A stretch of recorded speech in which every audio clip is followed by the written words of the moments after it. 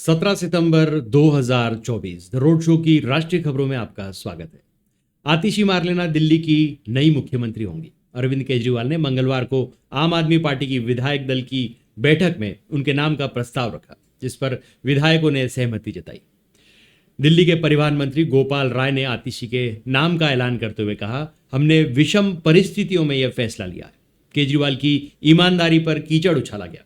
जनता जब तक उन्हें नहीं चुनती वे मुख्यमंत्री की कुर्सी पर नहीं बैठेंगे। 1 बजे आतिशी ने मीडिया से बात की और कहा, मैं अपने गुरु अरविंद केजरीवाल का धन्यवाद करती हूँ, जिन्होंने मुझे इतनी बड़ी जिम्मेदारी दी है। मुझे बधाई मत दीजिएगा, माला मत पहनाइएगा। मेरे लिए दिल्ली वालों के लिए ये दुख की घड़ी है कि चहेती मुख्यमंत्री इस्तीफा देंगे।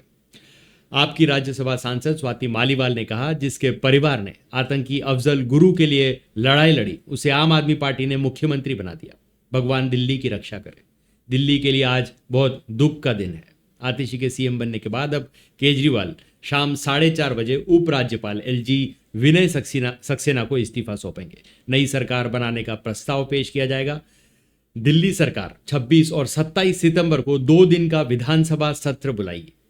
13 सितंबर को शराब नीति केस में सुप्रीम कोर्ट से जमानत मिलने के बाद केजरीवाल ने 15 सितंबर को मुख्यमंत्री पद छोड़ने का ऐलान किया था।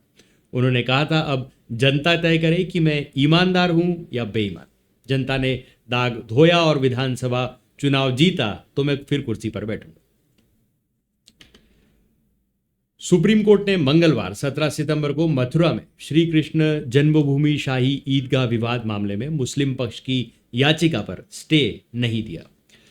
मुस्लिम पक्ष ने इलाहाबाद हाईकोर्ट के उस फैसले को रद्द करने की मांग की थी, जिसमें हिंदू पक्ष की 18 याचिका एक साथ सुनने का फैसला सुनाया था। सुप्रीम कोर्ट ने कहा, हाईकोर्ट की सिंगल बेंच ने आदेश दिया था, आपको डबल बेंच में याचिका दाखिल करनी थी। आपको रिट वापस ले लेनी चाहिए या इसका अध्ययन करना चाहिए। सुप्रीम कोर्ट में अगली सुनवाई 4 नवंबर को होगी। 1 अगस्त को इलाहाबाद हाईकोर्ट की सिंगल बेंच ने श्री कृष्ण जन्मभूमि शाही ईदगाह विवाद मामले में 18 याचिकाएं एक साथ सुनने का फैसला सुनाया था। कोर्ट का कहना था कि सभी याचिकाएं एक ही नेचर की हैं, इसलिए एक साथ सुनी जाएंगी। मुस्लिम पक्ष ने हाईकोर्ट के इस फैसले को सुप्रीम कोर्ट में चुनौती दी थी। गृह मंत्री अमित शाह ने मंगलवार को मोदी सरकार के 100 दिन का रिपोर्ट कार्ड पेश किया। अमित शाह ने कहा कि सरकार के कार्यकाल के दौरान एक देश एक चुनाव लागू करने की योजना है। साथ ही मणिपुर में शांति के लिए वे मैतेई और कुक्की दोनों समुदायों से बात कर रहे हैं। शाह ने कहा कि तीसरे कार्यकाल के 100 दिन में मोदी सरकार ने 15 लाख करोड़ की योजनाएं शुरू की, टैक्स राहत दी और किसानों के खाते में 3 लाख करोड़ रुपए पहुंचाए। आज देश की आंतरिक और बाहरी सुरक्षा मजबूत है।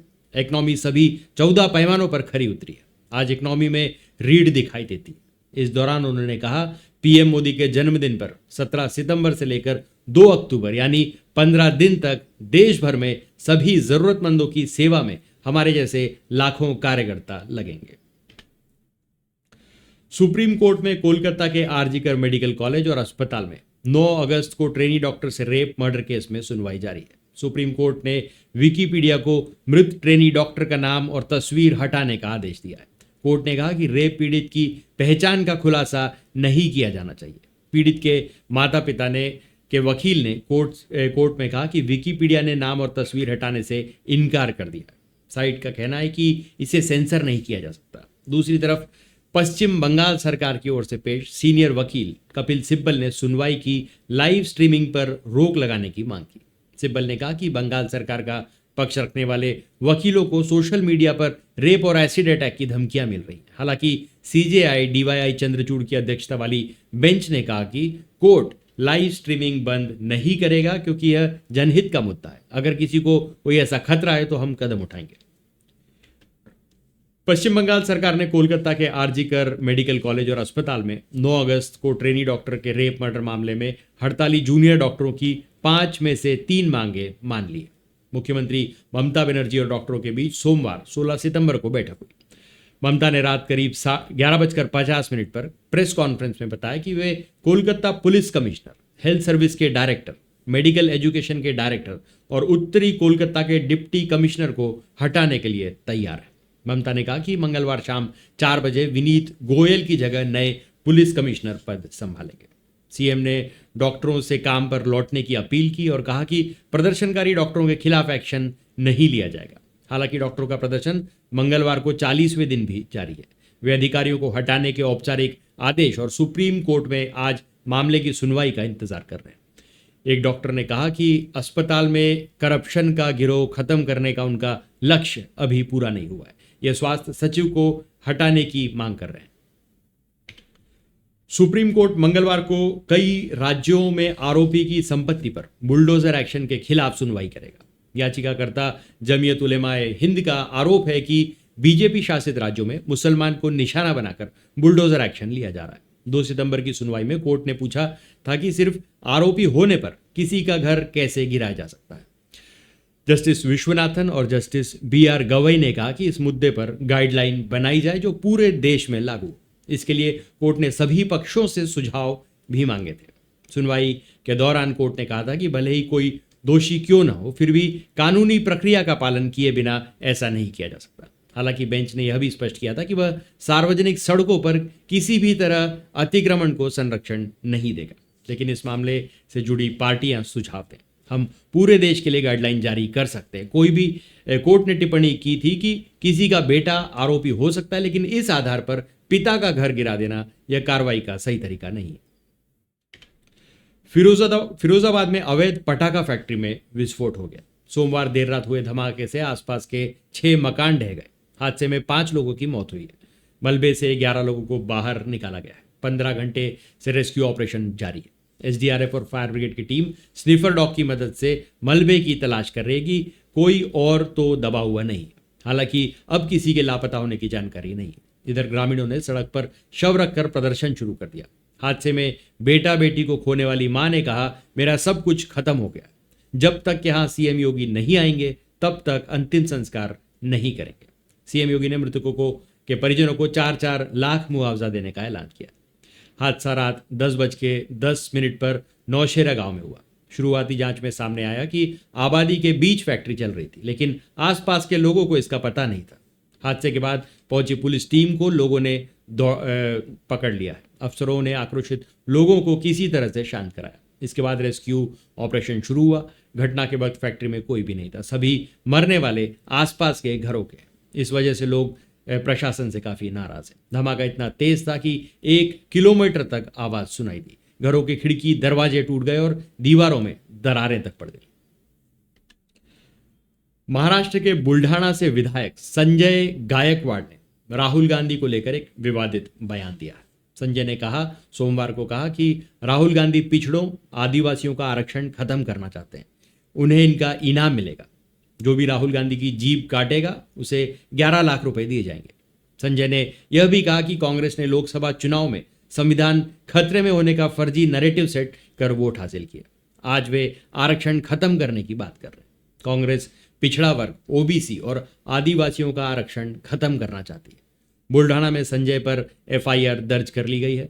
राहुल गांधी पिछले दिनों अमेरिका दौरे पर थे। भारत में आरक्षण कब तक चलेगा, इस सवाल के जवाब में उन्होंने कहा था, कांग्रेस तभी आरक्षण खत्म करने के बारे में सोचेगी जब देश में सभी को समान अवसर मिलने लगेंगे। फिलहाल भारत में ऐसी स्थिति नहीं है। राहुल गांधी के इस बयान पर देश भर में उनका विरोध हुआ। हालांकि राहुल गांधी ने कहा था कि उनके बयान का गलत मतलब निकाला गया है।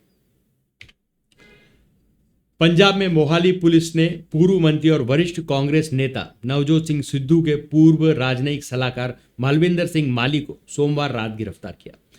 मोहाली पुलिस ने CIA विंग की तरफ से टीम देर शाम उनके घर पहुंची, जिसका वीडियो भी सोशल मीडिया पर वायरल हुआ। बलविंदर माली के खिलाफ मोहाली पुलिस ने आरोपी पर धार्मिक भावनाओं को ठेस पहुंचाने के आरोप में BNS की धारा 196B के तहत मामला दर्ज किया। माली को मंगलवार सुबह अदालत में पेश किया गया, जिसके बाद अदालत ने उन्हें 1 अक्टूबर को पटियाला सेंट्रल जेल में न्यायिक हिरासत में भेज दिया। मलविंदर माली की गिरफ्तारी के बाद पंजाब की सियासत में उनका विरोध शुरू हो गया। कांग्रेस के सीनियर नेताओं ने सोशल मीडिया अकाउंट्स पर इसका विरोध किया है और इसे डिजिटल इमरजेंसी करार दिया। हालांकि आम आदमी पार्टी का अभी तक इस पर कोई बयान नहीं आया है और ना ही पुलिस की तरफ से स्पष्ट किया गया है कि मलविंदर माली को किस पोस्ट के लिए अरेस्ट किया गया है। हिमाचल की राजधानी शिमला के संजौली के बाद अब उपनगर कसुम्पटी में भी मस्जिद गिराने की मांग पर लोग अड़ गए। इसे लेकर कसुम्पटी वासियों का एक प्रतिनिधिमंडल नगर निगम आयुक्त भूपेंद्र अत्री से मिलने पहुंचा, मगर एमसी आयुक्त किसी काम की वजह से दफ्तर में नहीं मिले। लिहाजा कसुम्पटी वासियों ने यह ज्ञापन डीसी शिमला को सौंपा और मस्जिद के अवैध निर्माण को गिराने की मांग की। एमसी आयुक्त कोर्ट एक साल पहले ही कसुम्पटी मस्जिद के अवैध हिस्से को तोड़ने के आदेश दे चुका है, मगर वक्फ बोर्ड ने एमसी आयुक्त के फैसले को सेशन कोर्ट में चुनौती दे रखी है। अब यह मामला कोर्ट में विचाराधीन है। अखिल भारतीय कांग्रेस कमेटी एआईसीसी की पूर्व अध्यक्ष सोनिया गांधी शिमला पहुंच गई। प्रदेश के पड़ोसी राज्य हरियाणा और जम्मू कश्मीर में विधानसभा चुनाव के बीच 2 दिन पहले ही एआईसीसी की महासचिव प्रियंका गांधी भी शिमला पहुंची। आज उनकी माता भी दोपहर 1 बजे छराबड़ा पहुंच गई। सूचना के अनुसार दिल्ली से सोनिया गांधी चंडीगढ़ तक फ्लाइट में आई। चंडीगढ़ से सड़क मार्ग से सीधे शिमला के छराबड़ा पहुंची, जहां पर प्रियंका गांधी बीते रविवार से ठहरी हुई। बताया जा रहा है कि दोनों कांग्रेस नेताओं का यह निजी दौरा है। इस दौरान हिमाचल के मुख्यमंत्री सुखविंदर सिंह सुक्खू दोनों नेताओं से शिष्टाचार भेंट कर सकते हैं। अभी तक दोनों का कोई सार्वजनिक कार्यक्रम नहीं है। दोनों नेता छराबड़ा में छुट्टियां बिताएंगे। सोनिया और प्रियंका अगले 4 से 5 दिन तक छराबड़ा से ही देश की राजनीति पर नजर रखेंगे। अमेरिका और भारतीय सेना की जल्द ही अग्नि परीक्षा शुरू होगी। दोनों देशों की सेनाओं को अपना दमखम दिखाने का मौका दिया जाएगा। 72 घंटे तक चलने वाली लड़ाई बस प्रैक्टिस या अभ्यास के लिए होगी। इस दौरान दोनों देश के सेना के जवान संयुक्त रूप से आतंकी ठिकानों को टारगेट करेंगे। 35 डिग्री में रहने वाली विदेशी सेना के जवान राजस्थान बीकानेर के रेगिस्तान में पिछले करीब 1 हफ्ते से पसीना बहा रहे हैं। 36 डिग्री की गर्मी में दुश्मनों को मात देने के गुर सीख रहे हैं। दोनों देशों के इस संयुक्त अभियान में बड़ी संख्या में महिला सैनिक भी हिस्सा ले रहे हैं। गुजरात दौरे के दूसरे दिन सोमवार को प्रधानमंत्री नरेंद्र मोदी अहमदाबाद के जीएमडीसी मैदान में आयोजित भव्य स्वागत समारोह में शामिल हुए। यहां उन्होंने कहा कि तीसरी बार पीएम पद की शपथ लेने के बाद पहली बार गुजरात आया। आप लोगों ने हर वक्त मुझ पर प्यार लुटाया। जब बेटा अपने घर आकर आशीर्वाद लेता है तो ऊर्जा कई गुना बढ़ जाती है, उत्साह और जोश बढ़ जाता है।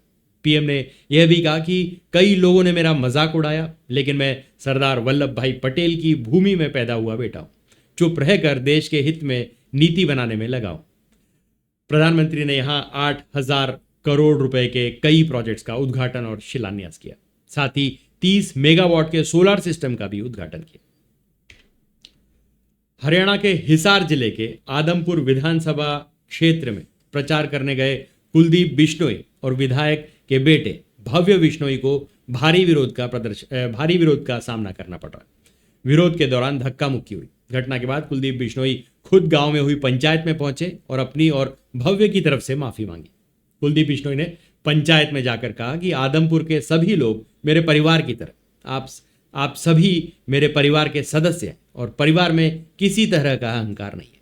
इससे पहले ग्रामीणों ने भव्य बिश्नोई से कहा कि यहां कोई काम नहीं हुआ। बिश्नोई परिवार ने गांव के साथ सौतेला व्यवहार किया।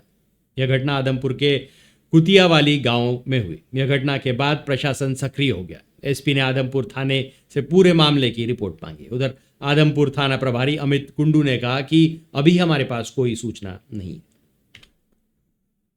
हरियाणा में झज्जर के बहादुरगढ़ में सोमवार को भाजपा के कार्यक्रम में मंच से कुर्सी फेंकने का मामला सामने आया। यह मंच पर बैठे नेताओं में कुर्सी को लेकर विवाद हो गया, जिसके बाद एससी मोर्चा के जिला अध्यक्ष राजेश मगडोली ने मंच से कुर्सी उठाकर फेंक दी। इसका एक वीडियो भी वायरल हुआ है, जिसमें भाजपा नेता भाषण दे रहे हैं और उनके ठीक पीछे खड़े लोगों में विवाद चल रहा है। राजेश मगडोली का मंच पर बैठने को लेकर किसी नेता से विवाद हुआ था। बताया जा रहा है कि राजेश को नेता ने मंच से नीचे जाकर बैठने के लिए कह दिया था। इससे नाराज राजेश उठे और मंच से कुर्सी फेंक कर नीचे उतर गए। इसके बाद नेताओं ने उन्हें मनाने की कोशिश की और पीछे दौड़े, लेकिन वह कार्यक्रम से निकल चुके थे। राष्ट्रीय स्वयंसेवक संघ आरएसएस के सरसंचालक डॉक्टर मोहन भागवत ने राजस्थान के अलवर में रविवार को कहा, देश में कुछ अच्छा होता है तो हिंदू समाज की कीर्ति बढ़ती है, कुछ गड़बड़ होता है तो हिंदू समाज पर आता है, क्योंकि वही इस देश के कर्ता धर्ता है। उन्होंने हिंदू धर्म की परिभाषा बताते हुए कहा, जिसे हम हिंदू धर्म कहते हैं, यह वास्तव में मानव धर्म है, विश्व धर्म है और सबके कल्याण की कामना को लेकर चलता है। उन्होंने पारिवारिक संस्कारों को लेकर भी चिंता जताई। कहा, देश में परिवार के संस्कारों को खतरा है। मीडिया के दुरुपयोग से नई पीढ़ी बहुत तेजी से अपने संस्कार भूल रही है, यह चिंता का विषय। उपराष्ट्रपति जगदीप धनखड़ ने कहा कि इलेक्शन कमीशन और जांच एजेंसियों पर सवाल उठाना उनका मनोबल गिराना है। वे मुश्किल हालात में काम करते हैं। धनखड़ ने यह भी कहा कि कुछ लोगों को देश की संस्थाओं की काफी चिंता है। हमारी संस्थाएं स्वतंत्र हैं, वे कानून के तहत और संतुलन बनाकर काम करती हैं। धनखड़ ने रविवार 15 सितंबर को मुंबई के एक स्कूल में संविधान मंदिर के उद्घाटन में यह बात कही। शुक्रवार 13 सितंबर को दिल्ली के मुख्यमंत्री अरविंद केजरीवाल को शराब नीति में सीबीआई वाले मामले में सुप्रीम कोर्ट से जमानत मिली थी। सुनवाई के दौरान जस्टिस उज्जवल भुइया ने सीबीआई को पिंजड़े में कैद तोता बताया था। तो आज के लिए बस इतना ही। तब तक के लिए हंसते रहें, मुस्कुराते रहें, स्वस्थ रहें, व्यस्त रहें और मस्त रहें। जी हाँ, चैनल को भी जरूर सब्सक्राइब करें। धन्यवाद।